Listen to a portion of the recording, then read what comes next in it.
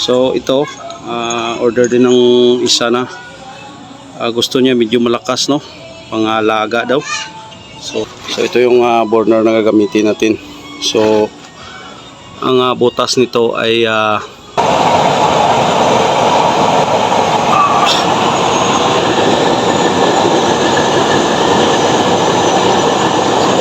tapos na natin ito kagabi. Expire natin itong dalawa. Okay na yan. Tapos na yan. Grabe yung kulo niya, oh. Ayan. So yung butas nito, in-upgrade natin, no?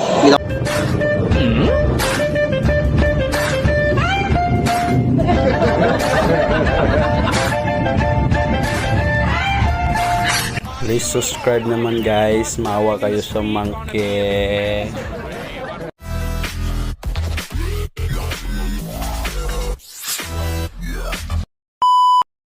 Magandang gabi po. Magandang hapon. So hapon na po dito sa amin. So may natapos na tayong 4 na piraso, no? Ito po yung 4 na piraso na mga order. So napabilis yung trabaho natin kasi mayroon tayong malaking fan. Bago nabili na cut of wheel, Makita. So ito, nahabol natin yung kay Jonard Simon, taga Rizal, at saka kay LG Pascual, taga Jinsano. Sir, ang schedule po sana nila nito ay April 13. So nahabol natin, no.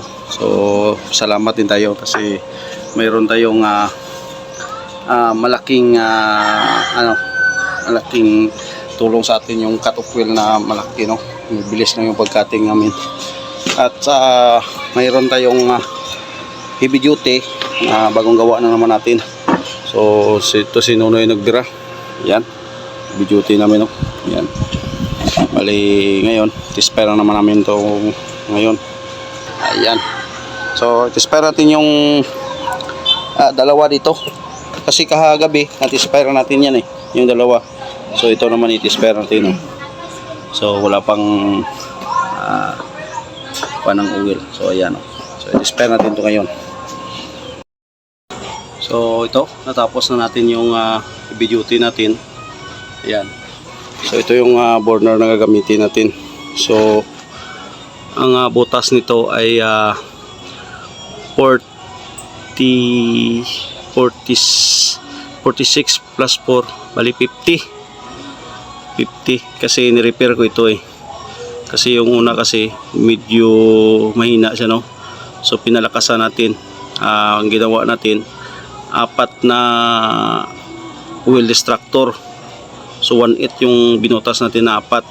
So tapos nag-alternate tayo dito sa taas ng wheel distractor ng 3 at 332, bali 6. So dito pinalakihan din natin ng 332, bali 8 sa third layer. Same na lang din ang sa liig niya ay 16 at sa top niya ay 24. Ayan. So ngayon lagay na natin naman dito sa ating heavy duty na bagong gawa na naman. So expire tayo ngayon. Sabay natin expire itong regular size na yan. At ito naman yung burner ng dalawa, ilagay natin, no. So yung dalawa yun na yun yung expire natin. So ito order din ng isa na gusto niya medyo malakas, no, pangalaga daw.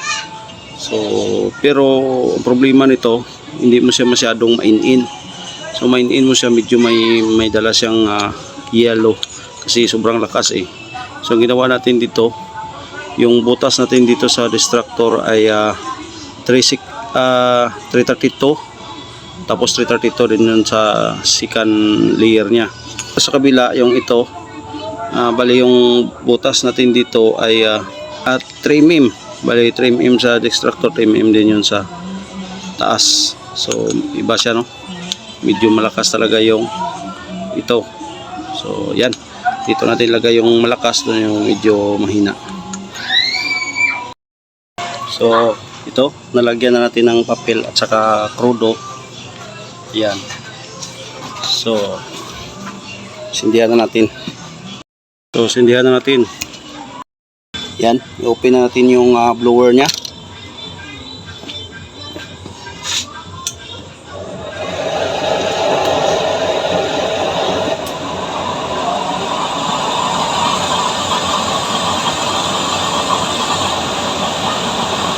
Supol yung blower natin. So hindi siya mamatay, no? Ganda.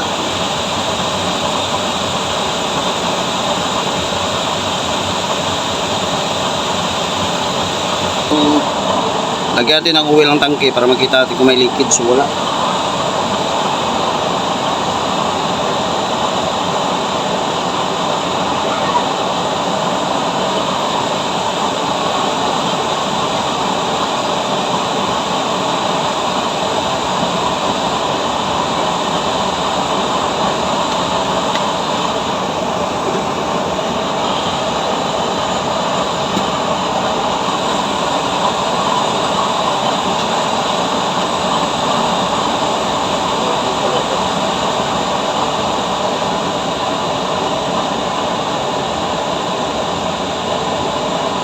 Paano natin ang oil dito para malagyan yung ito.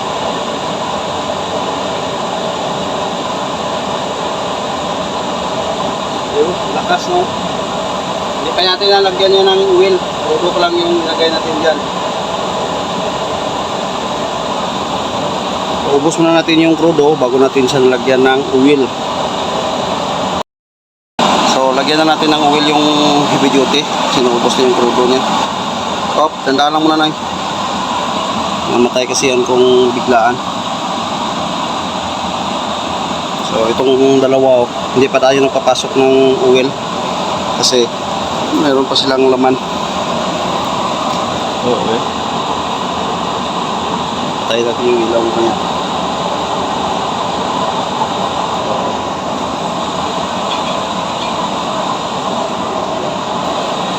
Dagdagan pa, Roy. Dagdagan pa ng oil. Yan.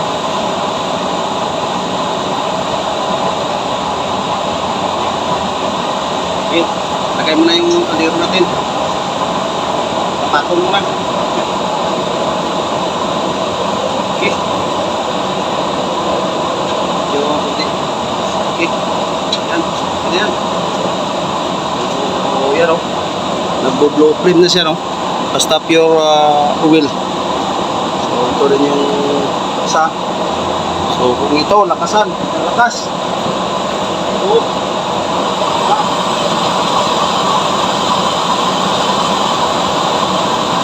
Grabe lang natin.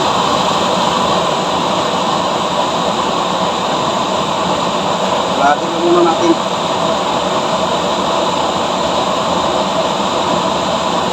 So, ayan, oh. Yan na yung performance ng heavy duty natin, oh. So pure use oil po yung nilagay natin dyan. Ayan. Ganda, no? Malakas na siya, oh. Maapaw. Kapul na yung lower natin. Try natin sa medyo kalahati lang. Ayan, kalahati.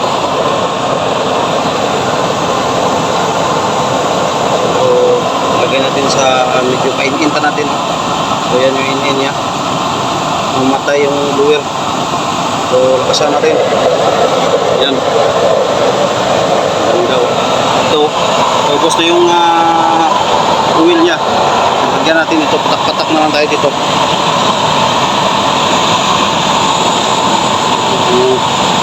Patak-patak ka na.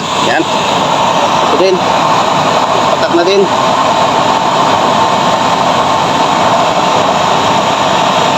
Yan. So may oil regulator na tayo dyan. Sinasahod natin yan. Kung magsubra, no problema. Yan. Patak mo lang. Suko siya. Ituloy ko yung patak nyo. Uy, patak ka lang. Yan.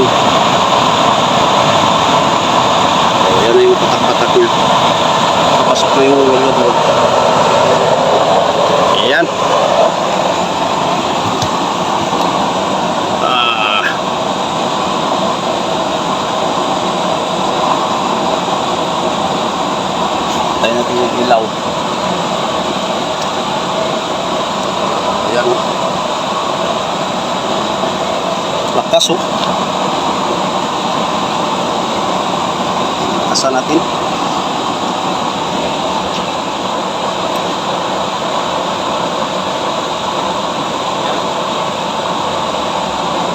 Ano ba? Okay na yun. Siga lang isa na yun. Yan, siga mo lang yun.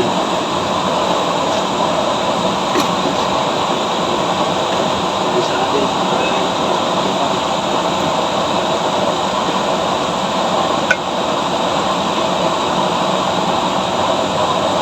Nay, lukot ako rin ay pa nay.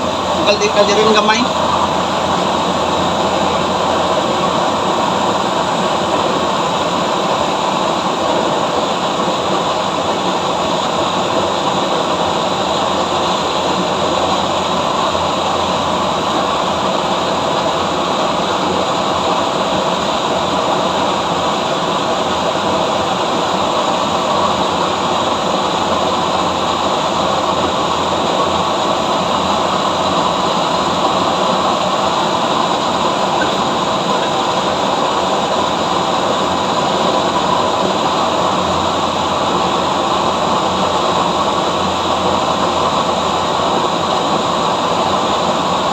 Walang problema kahit mapag lakas.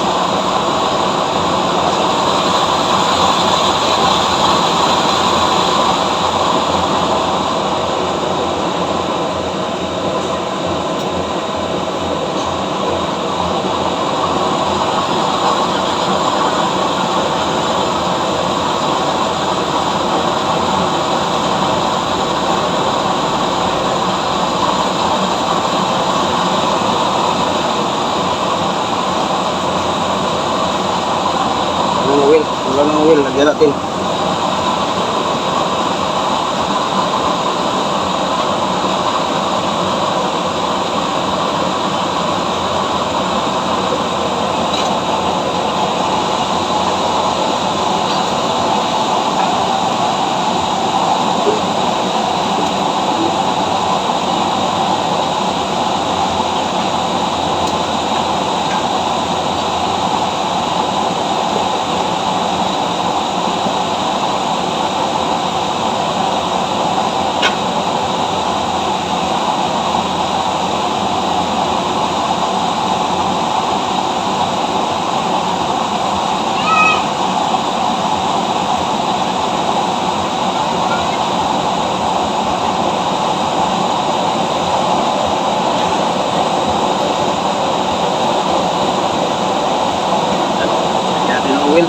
So hindi pa tayo naglagay ng intake dyan, no? So, tingnan natin yung mga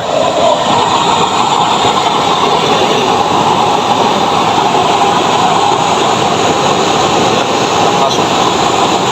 Oh. Ganda.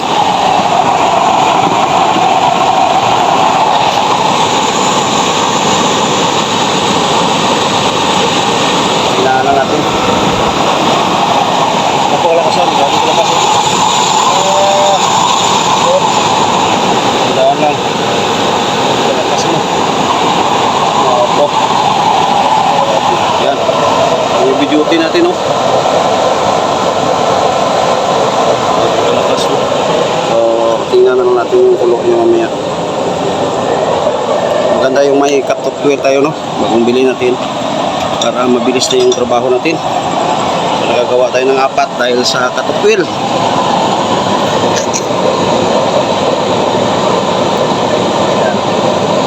ang ganda ng mga ila. So, tingnan natin yung ilalim niya. Wala naman mga leaking, no? Wala naman. So, ito siya.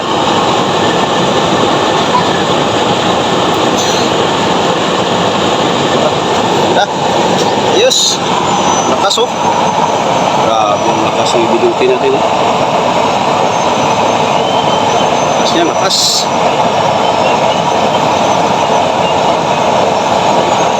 Apaw.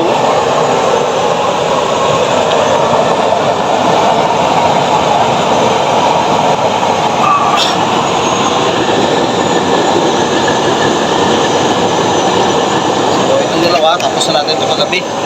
Expire natin itong dalawa. Okay na yan. Tapos na yan. papatayin natin para malakas siya. Yung isa, wala. Ang buruto na yung i-videotin natin, no? Buruto. Tandaan lang mo na. Ang buruto. Ah! Ang daw. Sa ayos na. Kailangan natin.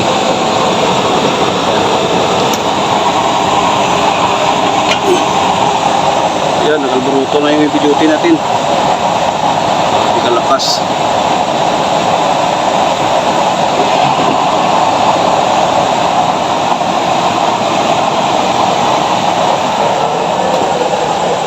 Lang natin.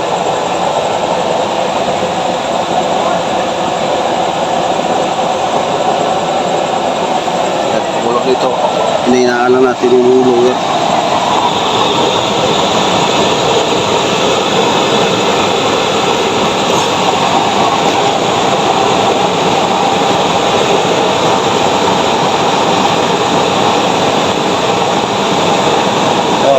Ganda rin. Maganda ito ako.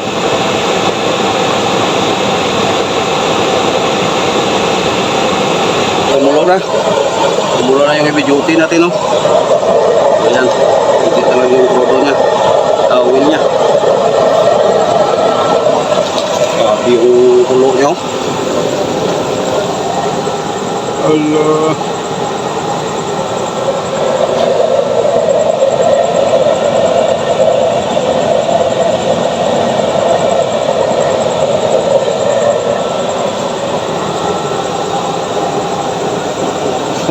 Kulo. Lakas. Lakas ng i-videotin natin, no? So yung butas dito, in-upgrade natin, no? Ginawa nating 24 taas. So patagilid na lahat. Slanting, kita nyo dito sa gilid. Wala tayong nilagay sa sentro. So hindi naman siya masyadong tutok sa puwit kasi titirahin niyang galing dito sa taas. So pagdating yan sa gitna, parang i-distract niya yung papunta dito sa puwit na tutok talaga. So pagdating yan sa gitna, pagpunta sa puwit, magkuhan siya sa tawag doon, bungkag na siya. Tawag sa bungkag. Anong tawag sa bungkag na nabasag na yung apoy. So hindi talaga yan laser talaga yun sa puwit. So yung apoy, yung kulo niya, tingnan nyo. So may papunta sa doon sa gitna. Kasi kung yung design na sa gilid lang at may gitna ka, so mahirap din yun. So ayan. So ito naman yung natin yung regular size. So okay na. Ganda ng mga kuha niya. Ganda ng apoy. So yung butas natin dyan, 40 holes plus 50 holes lahat yan. 50 holes yung i-videotin natin. So napakaganda yung i-videotin natin. So try natin siya ipainin. Kung mag-blow rin dyan, ipainin natin siya. So ilagay lang natin siya sa number 3. Yan ang number 3 videote. So maganda, no? Blueprint pa rin siya, no? So maganda siya kasi mapainin natin. Ang kagandahan dyan, mapainin natin siya. So blue pa rin siya. So ito, papatayin na natin yung intake nito para makuha natin, makita natin yung kuha nito, yung kanyang inin. So hindi pa natin may main kasi marami pa siyang oil. Yan yung inin nyo, number 3 lang. Ayan. So napakaganda, kuha yung inin niya. So, ayos na ayos ito. So, lalagyan ko na lang yan ng intake at saka level regulator. So hindi tayo nagwawala sa ating design na oil level regulator kasi yung design natin na oil level regulator, yung may outlet. So yan yung design natin na kahit na maghapon ka magluto, so tuloy-tuloy. Kasi kung gusto mong magbigas na yung oil, so papawin mo lang dyan. So maganda yung balik yung ating apoy. So ayan. magandang gabi po sa lahat. Thank you po sa lahat ng mga supporters natin, yung mga nagsuporta. Thank you po sa lahat. Maraming salamat. At sa hindi pa nakapag-subscribe, please subscribe naman at i-click yung notification bell para ma-update kayo sa aking mga bagong mga video. Thank you! I know